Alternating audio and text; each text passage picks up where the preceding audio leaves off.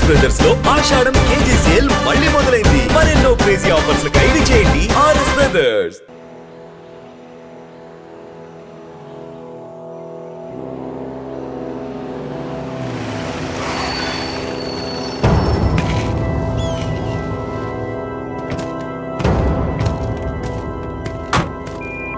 Mike 22 receiving. Operation progress. Over. Pranaya.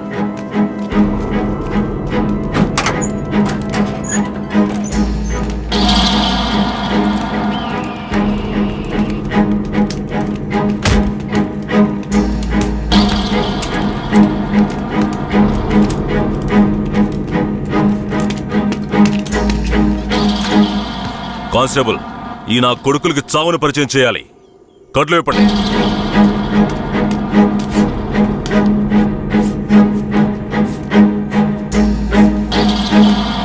ఏంట్రా దొంగ నాయాళ్ళారా, పోలీసులు ఊర్లోకి రాకూడదా? వస్తే బొగ్గు మూటలో వేసి తగలబెట్టేస్తారా? అంత ధైర్యమారా మీకు? పోలీస్ అంటే ఏం పీకలేడు అనుకుంటున్నారా? పోలీస్ అంటే ఏంటో చూపించరా?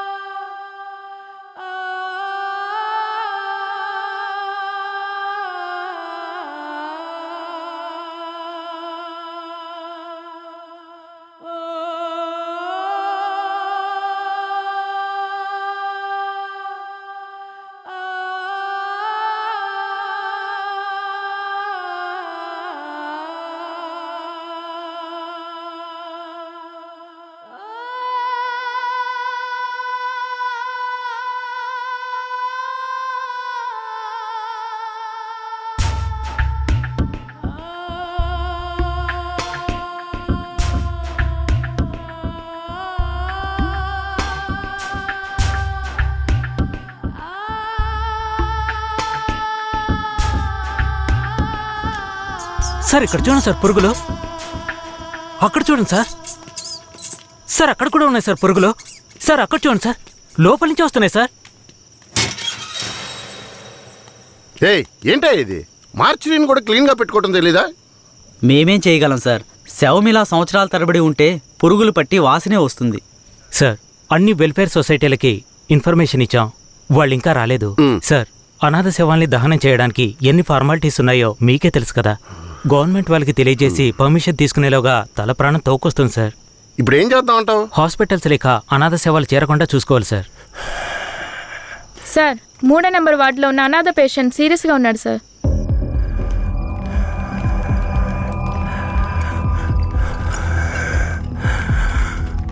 Nurse sir? తొందరగా ఐసీయూకి తీసుకురండి. Okay sir.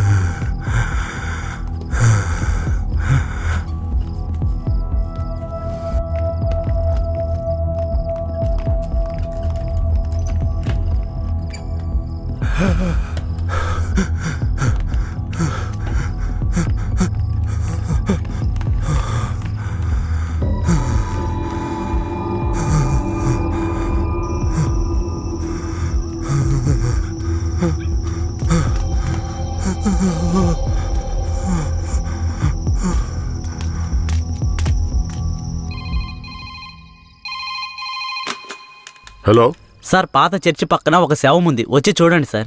మీరెవరు? ఛ, ఈ హాస్పిటల్లో ఉన్న వాళ్ళకి ఇదే పని అయిపోయింది.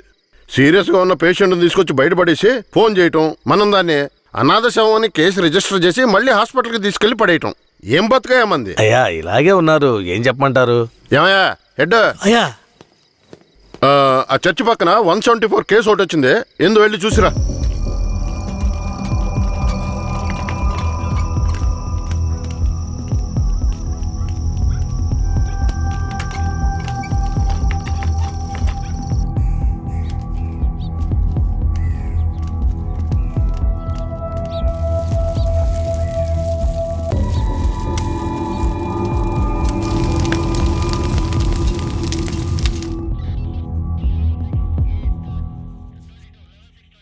ఏమయ్యా హెడ్, ఎప్పుడు వచ్చే 174 అనాథ కేసేనా? అవునవును. అనాథ సేవాన్ని తగలబెట్టి మీరు గవర్నమెంట్కి లెటర్లు రాస్తూనే ఉన్నారు, కానీ డబ్బులు మాత్రం రావడం లేదు. అరే పోవయ్యా, డబ్బు గిబ్బు వస్తుందో లేదో, అనాథ శవానికి అంత్యక్రియలు చేసామని పుణ్యమైనా వస్తుంది. రెడ్డి గారు, మీలాంటి వాళ్ళు మన డిపార్ట్మెంట్కి పుణ్యం చేసినా డిఎస్పీ రఘునాథ్ లాంటి వాళ్ళు పాపమే చేస్తున్నారు. ఇదిగో చూడండి. ఎవరు మన ఏరియా నుంచి ట్రాన్స్ఫర్ అయ్యారే, ఆ డిఎస్పీ రఘునాథా? అవునయ్యా, 5 మందిని ఎన్కౌంటర్ పేరుతో చంపేసి కనిపించలేదని చెప్తే నరసింగాపురం ఊరు వాళ్ళు ఊరికి వదిలేస్తారా? ఊరోళ్ళంతా మీడియా వాళ్ళతో కలిసి పోరాటం, ధర్నాన్ని గొడవ చేయటం వల్ల ఇప్పుడు గవర్నమెంట్ విచారణ కమిషన్ పెట్టింది. విచారణ కమిషన్ ఊరికి వదిలేస్తుందా? డిఎస్పీని పీల్చి పిప్పి చేయదు. యూటీవీ ప్రేక్షకులకు నమస్కారం. ఇప్పుడు మనం ఉన్నది నేర పరిశోధన కార్యాలయం. గత నెల రాష్ట్రంలో సంచలనం సృష్టించిన నరసింగాపురం గ్రామంలో జరిగిన కలవరంలో 2 అమాయకులైన వ్యక్తులు కాల్చి చంపబడ్డారు. మరికొందరు ఆసుపత్రిలో ఉన్నారు. ఒక అమ్మాయితో సహా 7 జాడ తెలియలేదు. దాని గురించి పోలీసులను అడిగితే అలా మేమెవరిని తీసుకుపోలేదంటున్నారు. ఇప్పుడు వాళ్ళు ప్రాణాలతో ఉన్నారో లేదో కూడా ఎవరికీ తెలీదు. దీని గురించి ఇక్కడున్న ప్రజల అభిప్రాయం ఏంటో ఇప్పుడు అడిగి తెలుసుకుందాం. ఏం జరిగిందో చెప్తారా? న్యాయం జరగాలనే దీనికి ఒప్పుకున్నాం. కనిపించకుండా పోయిన వాళ్ళు మా ఊరికి తిరిగి రావాలి. రాలేదో మేము ఒప్పుకోం. మా ఊరి కుర్రోళ్ళు ఇంకా ప్రాణాలతో బతుకున్నారో లేదో కూడా తెలియడం లేదయ్యా. వాళ్ళు ప్రాణాలతో తిరిగి రావాలని మేము ఆ దేవుణ్ణి వేడుకుంటున్నాం అయ్యా. జడ్జి గారు వచ్చారా?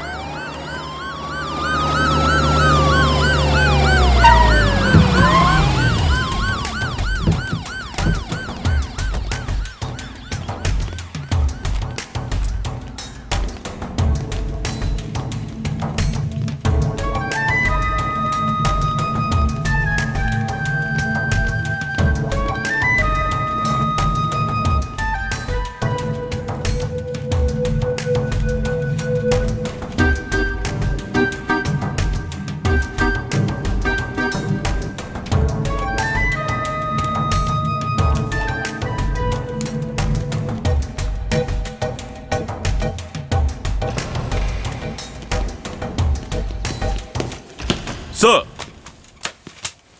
రఘునాథ్ మీరేనా? Yes sir. మీరు సర్వీస్లో వచ్చారు ఎన్నేళ్ళైంది? Sir, I join service in. ఏ తెలుగు రాదా? మీరు చేసిన నిర్వాకాన్ని మెచ్చుకుని పత్రికలో ఫోటోలు వచ్చే చూడండి. కనిపించకుండా పోయిన 7 ఎక్కడా? నాకు తెలియదు సార్. మీరే తీసుకెళ్లారని తెలిసింది. నేను తీసుకువెళ్ళలేదు సార్. సరే మీరు వెళ్ళండి, అవసరమైతే కబురు చేస్తాను. Yes sir. గొడవలు జరిగిన ఊరికి రేపు మనం వెళ్ళాలి. బాధితులైన ప్రజల్ని కలవాలి. సార్, ఆ ఊర్లో ఉన్న వాళ్ళందరూ చాలా మూర్ఖులు సార్. వాళ్ళందరూ చాలా కోపంగా ఉన్నారు. ఇప్పుడు వద్దు సార్. ఇప్పుడు వద్దేంటి? ఖచ్చితంగా వెళ్ళాలి.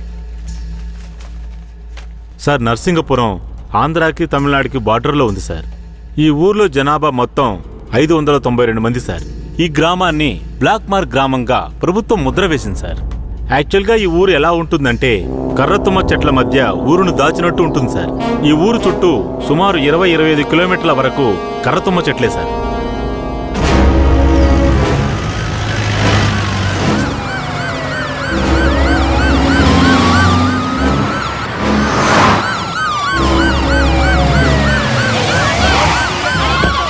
మీరు ఊర్లోకి కొట్టకండి కొట్టకండి, దయచేసి వినండి, ప్రశాంతంగా ఉండండి. మీకోసమే మన జడ్జి గారు వచ్చారు. దారి వదలండి, లోపలికి వెళ్ళండి. అయ్యా, ఈ దుర్మార్గులైన పోలీసుల్ని ఊళ్ళోకి రానివ్వకండి అయ్యా. నా కొడుకుని మనవల్ని లాక్కుని పోయారు. ఇంతవరకు ప్యానల్తో ఉన్నారా లేదో తెలీదయ్యా. మీరే న్యాయం చేయండి అయ్యా. మీరు భయపడక్కర్లేదు, అందరూ కాస్త ప్రశాంతంగా ఉండండి. మీకు ఎలాంటి భయం అక్కర్లేదు. సాధ్యమైనంత త్వరగా విచారణ జరిపి వాళ్ళ ఆచూకీ కనిపెడతాను. నాన్నెక్కడని అడిగి నా బిడ్డకి ఏమని సమాధానం చెప్పమంటారయ్యా? మీరు మా మేలు కోరేవారైతే మా అందరికి ఒక పరిష్కారం చూపించి మీరు లోపలికి వెళ్ళాలయ్యా. లేదంటే ఆగమ్మా, అమ్మా కాస్త ఓపిక పట్టమ్మా. ఊర్లోకి రాకూడదు అంతే కదా? అవునా?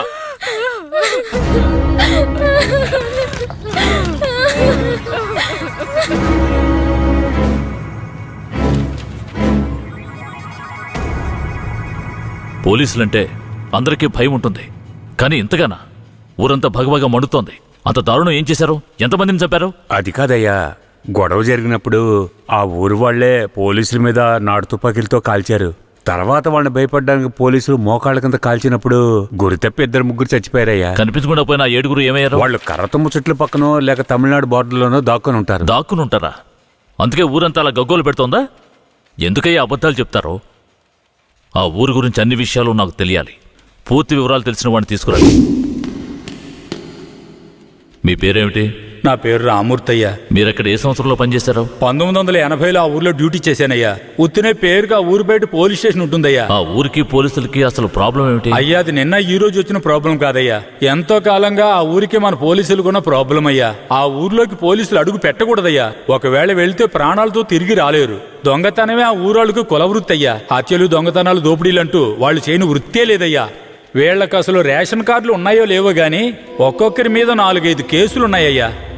వీళ్లను చూసి ఎదుటి వాళ్ళు భయపడాలే తప్ప వీళ్ళు ఎవరికీ భయపడరయ్యా. వాళ్ళకంత ధైర్యం రావడానికి ఎవరు కారణం? అందుకిద్దరే కారణం అయ్యా.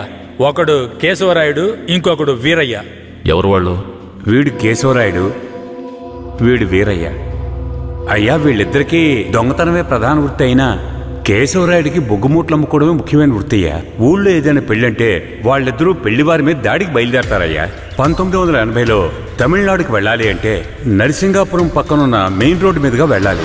10-12 బళ్ళు కలిసి ఒక్కటిగా వెళ్తేనే ఊరు క్రాస్ చేయగలరు. అలా కాకుండా ఎవరైనా సెపరేట్గా వెళ్తే అంతే.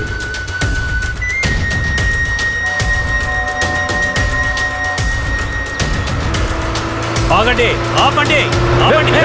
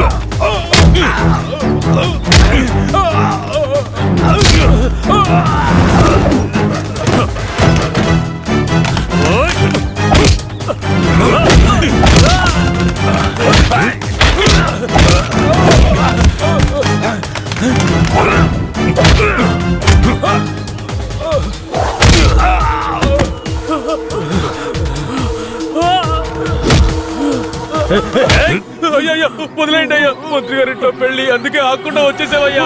అయ్యో, వదిలేయండి అయ్యా. అయ్యా, వదిలే అయ్యా. రే, మేము ఆకలి కోసం దొంగలిస్తున్నాం. నీ మంత్రిలాగా ఆడంబరంగా బతకడానికి కాదు. ఊరు సొమ్ము దోచుకునే వాడి కోసం అడ్డమైన పనులు చేసి అల్పాయుష్లో పోకు. నిన్ను నమ్మి నీ కుటుంబం